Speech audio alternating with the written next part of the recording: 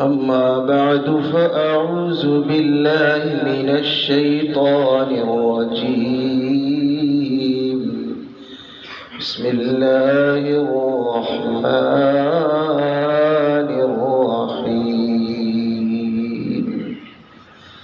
كيف تكفرون بالله وكنتم أمواتا فأحياكم ثم يميتكم ثم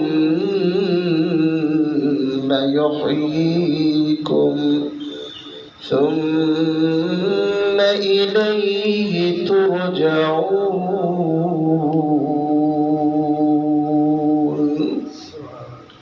صدق الله العظيم.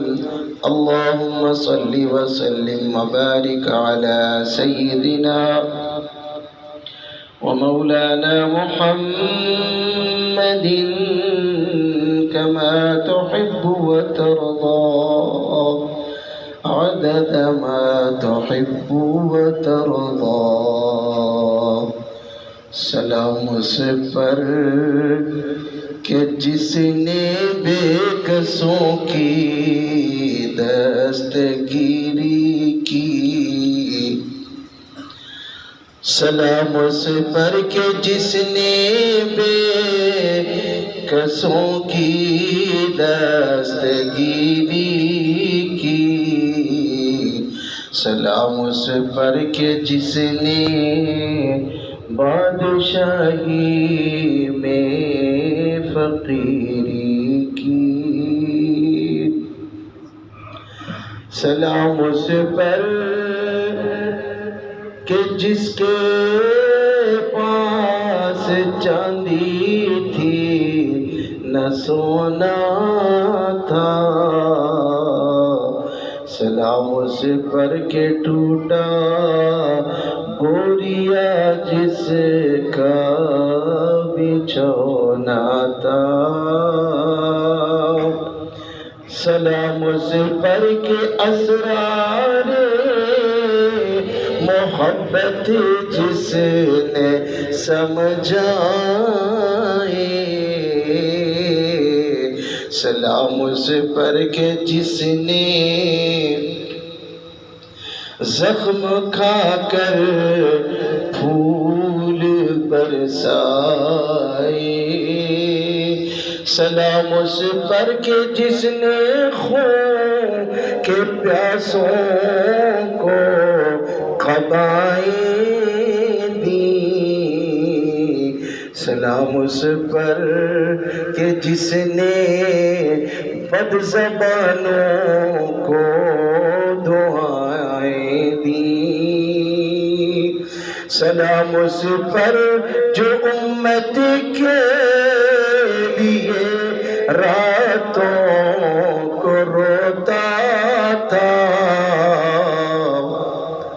سلام اس پر جو فرش خاک پر جاڑوں میں سوتا تھا. بھائیوں، دوستوں، بزرگوں، بھائی ارشاد احمد مرحوم کے تعزیتی اجلاس میں آج یہاں جمع ہیں. ہم سب دلی دعا گو ہیں کہ اللہ بارش کے قطرات سے زیادہ، ریت کے ذرات سے زیادہ، ستاروں کی تعداد اور شمار سے زیادہ، درختوں کے پتوں کی تعداد سے بھی زیادہ اپنی رحمتیں، برکتیں، بخششیں ان پر نازل فرمائے.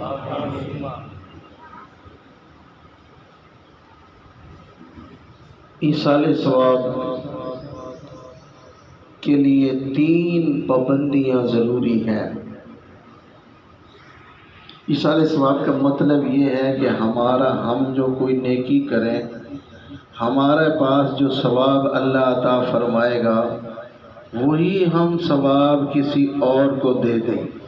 اس کا معنی یہ ہے ایصال ثواب. تو بدنی عبادت کا ثواب بھی پہنچتا ہے، مالی عبادت کا ثواب بھی پہنچتا ہے، قولی عبادت کا ثواب بھی پہنچتا ہے۔ آپ ذکر کریں، تلاوت کریں، تسبیح پڑھیں، درود شریف پڑھیں، اور پھر پڑھ کر پہلے سے نیت نہ کریں۔ پہلے تو بس مطلق پڑھیں اپنے لیے، اب آپ کو جب پڑھ لیں تو نیت کر لیں کہ یا اللہ جو ثواب تو نے میرے لیے مقدر کیا ہے، میں یہی ثواب اپنا فلاں مرحوم کو بخشنا چاہتا ہوں۔ بس دل میں ارادہ کر لینا کافی ہے۔ اسی طرح سے آپ نے کوئی بدنی عبادت کی، 2 رکعت نفل پڑھ لیں، نفلی عبادت کا ثواب بھیجنا چاہیے۔ نفل روزہ رکھ لیں، نفل عمرہ کر لیں، یہ عمرہ نفل ہے، نفلی حج کر لیں، اس کا ثواب کی آپ نیت کر لیں کہ یا اللہ یہ جو مجھے ثواب ملا ہے، میں اپنا یہ ثواب اپنے والد والدہ فلاں فلاں عزیز و اقارب کو بخشنا چاہتا ہوں، مہربانی کر کے میری طرف سے انہیں پہنچا دے۔ بس دل میں ارادہ کر لیا، آپ کا ایصال ثواب ہوگا۔ تیسری چیز ہے مال۔ مال سے آپ اگر کچھ خرچ کرنا چاہتے ہیں تو 3 شرائط ضروری ہیں، 3 شرطیں۔ پہلی شرط یہ ہے کہ مال حلال کا ہو۔ حرام کا مال اگر ہم خیرات کریں گے تو اس پر کوئی ثواب نہیں ملے گا، جب ملے گا نہیں تو آگے کیا دیں گے، الٹا گناہ ہوتا ہے۔ اللہ فرماتے ہیں یا ایھا الذین آمنوا انفقوا من طیبات ما کسبتم ومما اخرجنا لکم من الارض ولا تيمموا الخبيث بالطيب۔ ایمان والو جب بھی مال خرچ کرو، انفقوا من طیبات، اپنی کمائی میں سے حلال مال اللہ کے راستے میں خرچ کرو، اور زمین کی پیداوار میں سے بھی حلال مال خرچ کرو، اور مت ارادہ کرو حرام مال کا اللہ کے راستے میں دینے سے، ارادہ بھی نہ کرو۔ وَلَا تَيَمَّمُوا الْخَبِيثَ، پہلی شرط آ گئی ذہن میں۔ دوسری شرط یہ ہے کہ یہ مال صرف اس کی رضا کے لیے ہو، نہ نمائش، نہ دکھاوا، نہ لوگوں کا تانے سے بچنے کا خوف، نہ رسموں کی پابندی۔ یہ جکڑ بندیاں جو ہماری رسمی بنی ہوئی ہیں، ان سب سے آزاد ہو کر۔ اور تیسری شرط یہ ہے، یعنی اللہ کی رضا، تیسری شرط یہ ہے کہ یہ مال فقراء کو دیا جائے۔ ہر آدمی نہیں کھا سکتا۔ ویسے دوستوں کو کھلائیں، دوستوں کو کھلانے میں بھی ثواب ملتا ہے، لیکن ہم کھا رہے ہیں کھلانے کے لیے یا کھلا رہے ہیں کھانے کے لیے؟ یہاں شرط ہے کہ ان لوگوں کو دو جن سے واپسی کی امید نہ ہو، جو غریب ہوں۔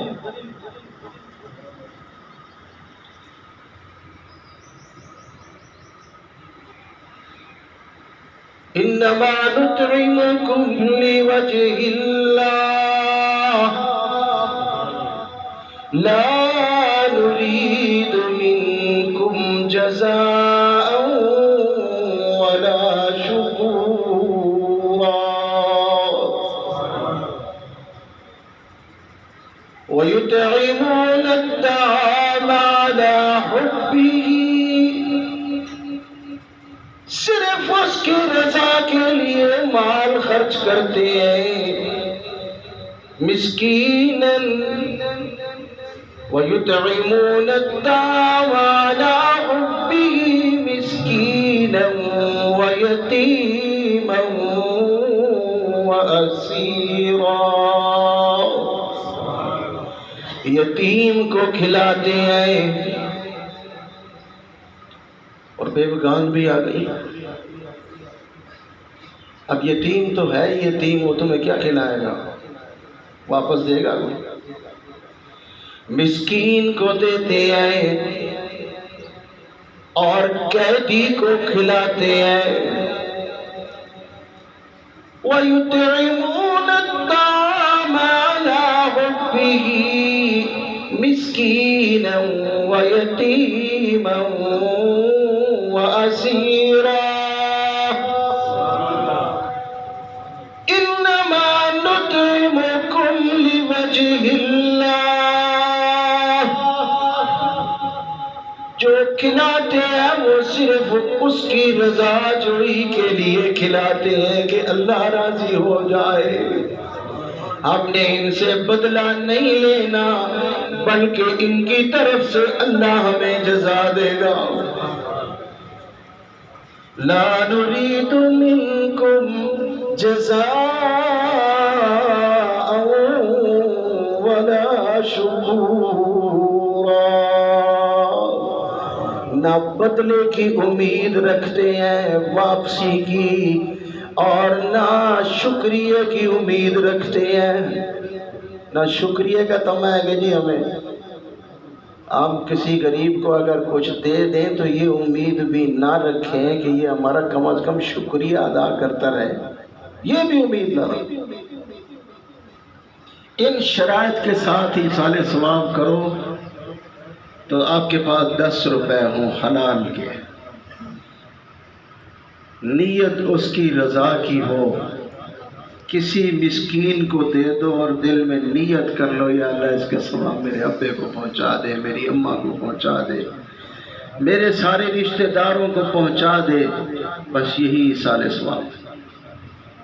اور اس میں بھی صدقے میں بھی کچھ چیزیں اور قیمتی اور افضل ہیں کہ چھپا کے دو، کسی اور کو دے دو، یار میری طرف سے فلاں غریب کو دے دینا، میں سامنے نہیں آنا چاہتا، تاکہ وہ کہیں میرے سامنے میں شرمندہ نہ ہو، اس لیے میں چھپا کے دینا چاہتا ہوں، یا ایسے کسی بہانے سے اس تک پہنچا دے کہ خود سامنے نہ آئے۔ ہمارے اکابر بڑے تو یہی کرتے تھے، سامان لیا اور غریب کے دروازے پہ جا کے رکھا، دستک دی اور خود بھاگ گئے اور کونے میں چھپ گئے۔ کوئی پرچی ساتھ لکھی تھی کہ یہ آپ کے بچوں کے لیے گفٹ ہے، اور جب دیکھا انہوں نے کہ بھی اب مال انہوں نے اٹھا لیا ہے تو پھر چلے گئے۔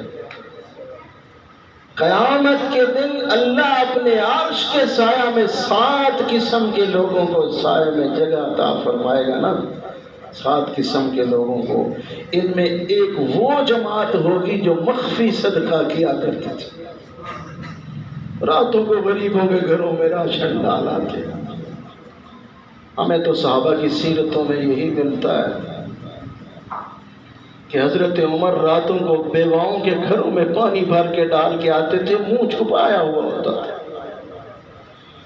وہ یہی سمجھتی کہ کوئی سکا ہے پانی ڈالنے والا، ڈال کے چلا گیا، انہیں کیا معلوم کہ یہ امیر المومنین ہے۔ بوریاں اٹھائیں اور جا کر غریبوں کے گھروں میں ڈال کے آ گئے۔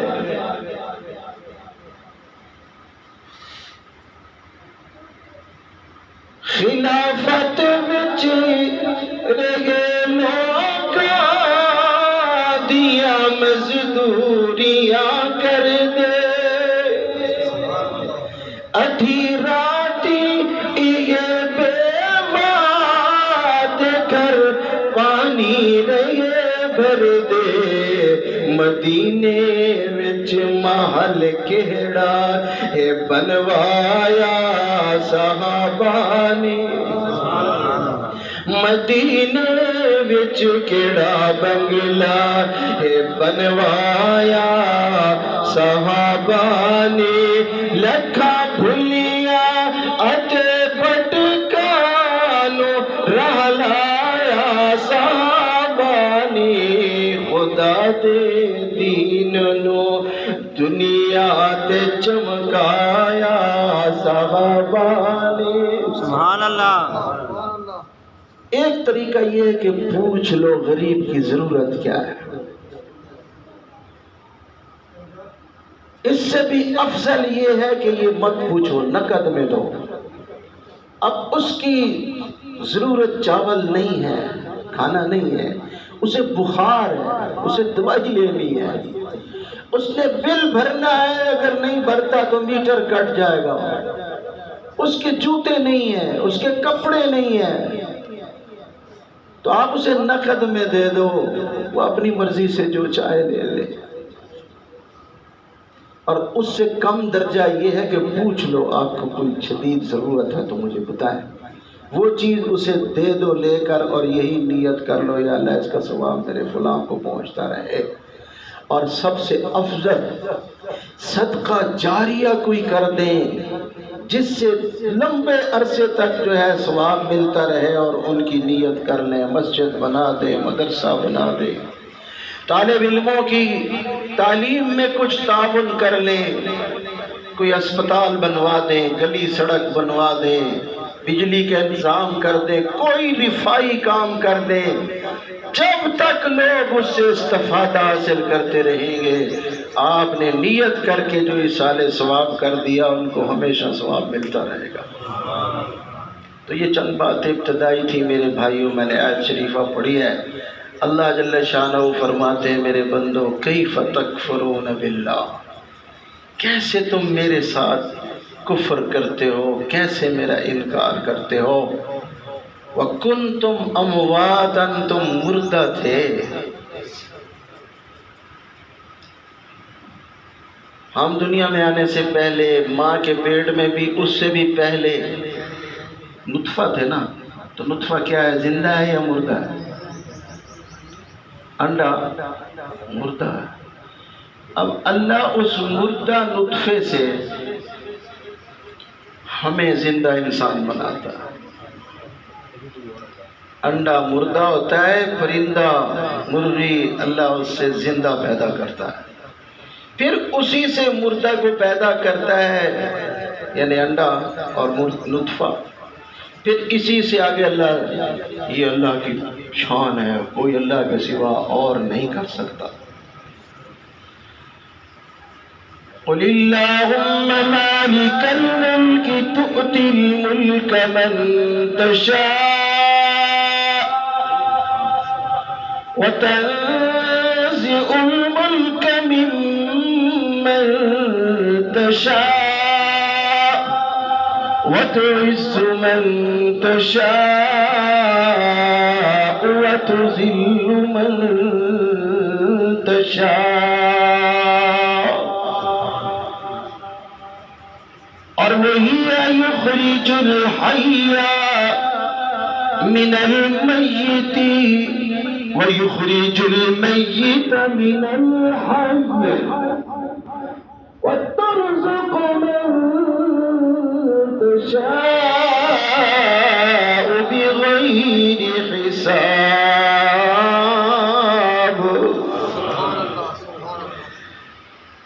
اب دنیا میں ہم آنے زندہ ہونے سے پہلے مردہ تھے، اس سے ذرا اور پیچھے آئیے، ماں باپ نے کچھ لیکویڈ بہنے والی چیزیں استعمال کی، دودھ، پانی، مشروبات، کچھ منجمد چیزیں، گندم، چاول، اناج، دالیں، گوشت، منجمد چیزیں یہ کھائیں، اسی سے نطفہ بنا۔ ذرا اور نظر کو گہرا کریں،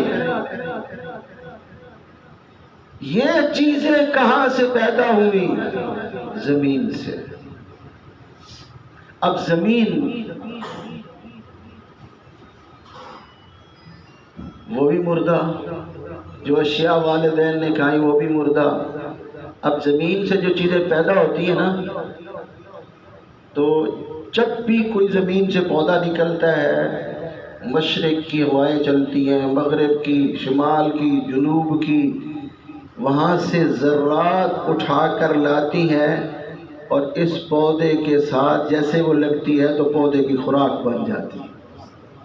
تو گویا ہمارا وجود جہان دنیا کے ذرات میں بکھرا ہوا تھا، تو اللہ تعالیٰ نے اس کو کیسے جمع کیا؟ وہ ذرات پودے کی خوراک بنے، وہ پودا والدین کی خوراک بنا، اسی سے نطفہ بنایا اللہ نے، اور اسی سے پھر ہماری تخلیق ہوئی۔ اللہ تعالیٰ نے اسے لہو میں بدل دیا، پھر اسے گوشت میں بدل دیا، پھر اس گوشت کو ہڈیاں بنا دیا۔ سبحان اللہ۔ ثم خلقنا النطفة علقة فخلقنا العلقة مضغة فخلقنا المضغة عظاما فكسونا العظام لحما ثم أنشأناه خلقا آخر فتبارك الله أحسن الخالقين۔ وہ نطفہ کچھ دن نطفہ ہی رہا، پھر ہم نے اسے حکم دیا، وہ جمے ہوئے لہو میں بدل گیا، پھر ہم نے حکم دیا، لیکن اللہ حکم کا لفظ نہیں کہہ رہے، خلقنا، ہم بناتے رہے۔ سبحان اللہ۔ پھر فرمایا کہ ہم نے اسے حکم دیا تو وہ گوشت جو تھا وہ ہڈیوں میں تبدیل ہونے لگا، ایک سائز کی ہڈیاں تیار ہونے لگیں، ہر جگہ کی جہاں کی جتنی ہڈی کی ضرورت تھی اتنی ویٹ ہو گئی۔ اور پھر ہم نے تمہارے لیے رگوں کا جال بچھایا، ایک پمپ لگا دیا، انسانی رگوں کی جال کی کتنی مقدار ہے؟ فرمایا ایک کے ساتھ انسانی جسم کی ساری رگوں کو نکال لو، پھر ایک کے بعد دوسری جوڑتے جاؤ، دوسری کے بعد تیسری، خط مستقیم پر۔ تو اس دنیا کے جو آخری سرا ہے نا، دنیا، پوری دنیا کے گرد 3 چکر لگوا لو، اور اس زمین کا جو قطر ہے نا، یعنی ایک سرے سے آپ شروع کریں دوسرے سرے تک سیدھا سیدھا، تو اس کو کہتے ہیں قطر۔ یہ ہے 24,800 کلومیٹر، یعنی 25,000 کلومیٹر لگا لیں۔ اب اس کو آپ 3 سے ضرب دیں تو کتنا ہو جائے گا؟ 75,000 کلومیٹر۔ اب اس کے اوپر 3 چکر لگوائیں، 75 کو 3 سے ضرب دیں۔ کوئی ہے پڑھا لکھا بیٹھا؟ 225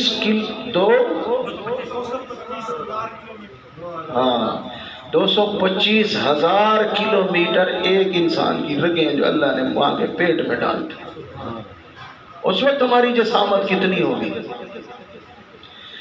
اللہ نے وہاں پر ہمارا چہرہ بنایا، دماغ بنایا، آنکھیں بنائی، منہ بنایا، کان بنائے، ہاتھ بنائے، پاؤں بنائے، جگر بنایا، معدہ بنایا، انتڑیاں بنائی، سارے اعضاء مکمل کیے، پھر ہماری روح اس میں داخل کی تو ہم بالکل زندہ انسان ماں کے پیٹ میں وجود میں آ گئے۔ اللہ نے میری اور آپ کی تصویریں وہاں بنائی، هو الذی یصورکم فی الارحام کیف یشاء۔ اللہ نے ہماری تصویریں بنائی ماؤں کے پیٹوں میں جیسے مرضی آئی، آج مشرق سے مغرب، شمال سے جنوب چلے جاؤ، 6 ارب سے زائد انسانوں میں کوئی ایک چہرہ بھی دوسرے سے ملتا نہیں۔ کون ہے یہ الگ الگ پرنٹ لگانے والا؟ خالق دی تخلیق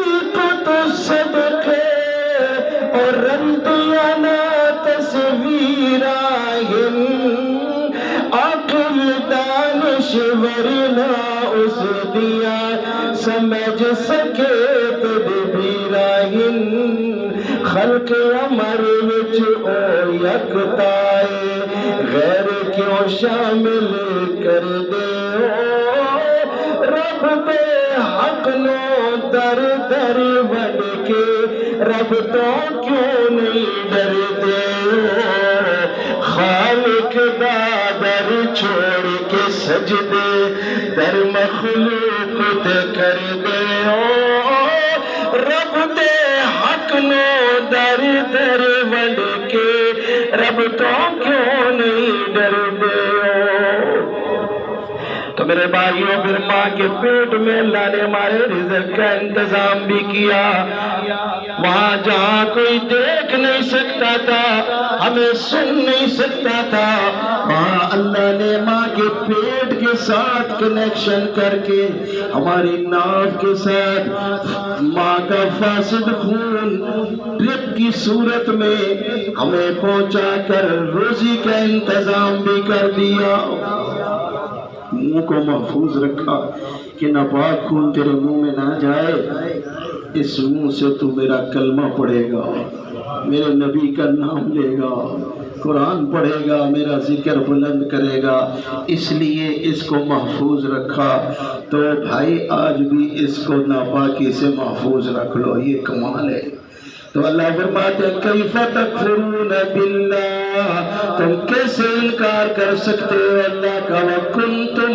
امواتا تم مردے تھے فاحیاکم ہم نے تمہیں زندہ کیا نا ثم یمیتکم پھر میں تمہیں ماروں گا موت دوں گا یہ پروسیجر ہے میرے نظام کا اس کو کوئی مائی کلا تبدیل نہیں کر سکتا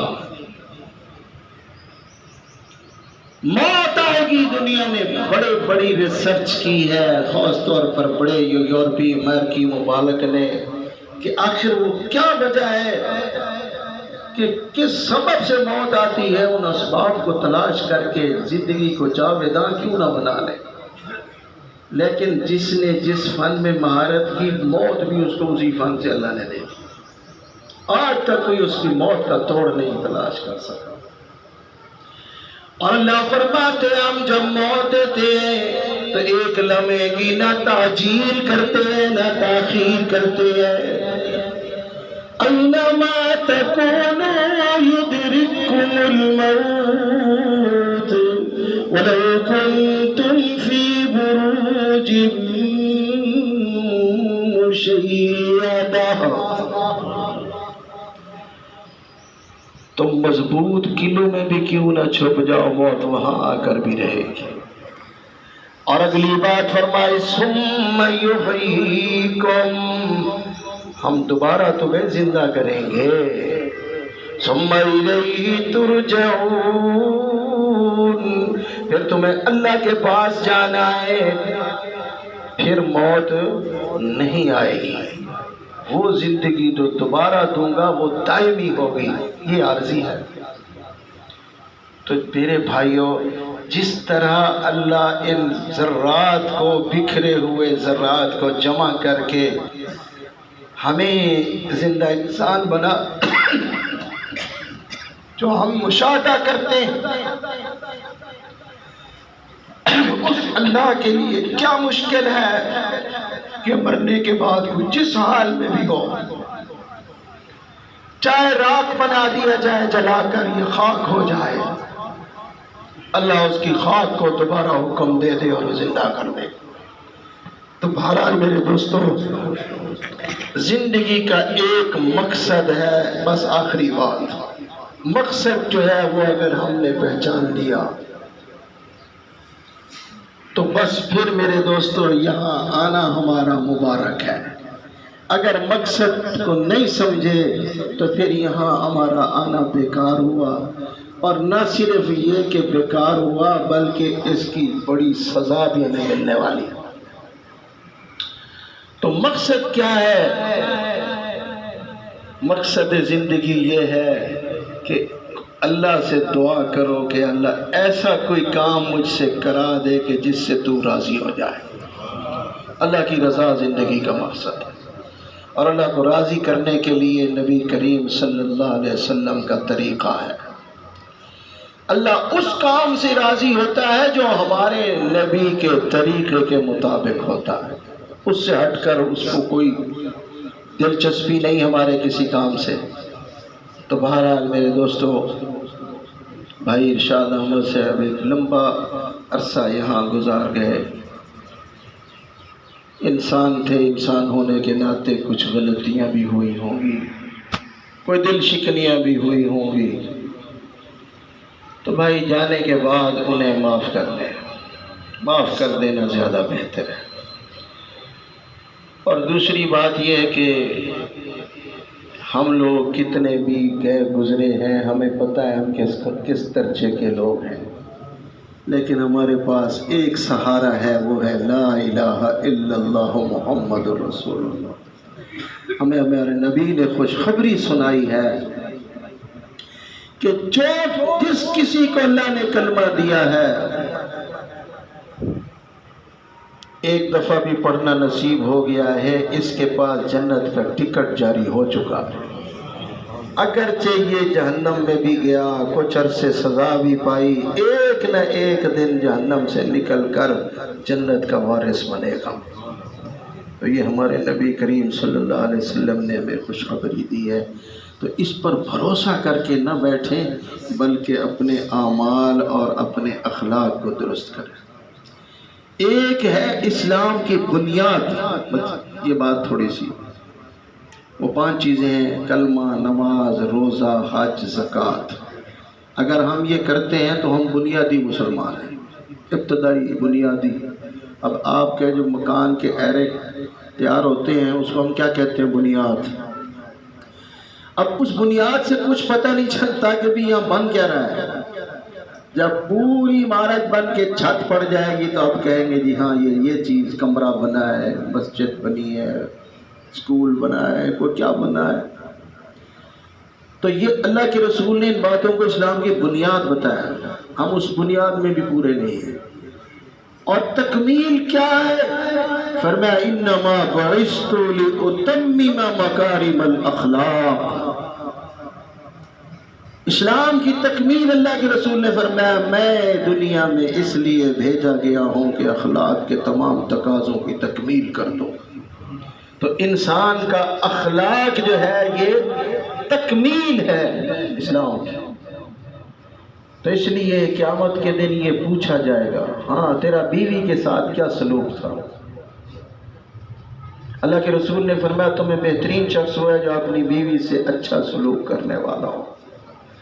فرمایا تم میں وہ ذلیل انسان ہے، رذیل ہے وہ جو اپنی بیوی کو عزت نہیں دیتا، اور تم میں معزز انسان وہ ہے جو اپنی بیوی کو بھی عزت دیتا ہے۔ ماں باپ کی عزت کا تو ہر کوئی سمجھتا ہے، ماں باپ کی عزت، ان کے ساتھ حسن سلوک، عام رشتہ داروں کے ساتھ، عام مسلمانوں کے ساتھ یہ اخلاق کی تکمیل ہوگی تو سمجھو اس کے ہم سچے مسلمان ہو گئے۔ نماز پڑھتے ہیں، اخلاق بنے،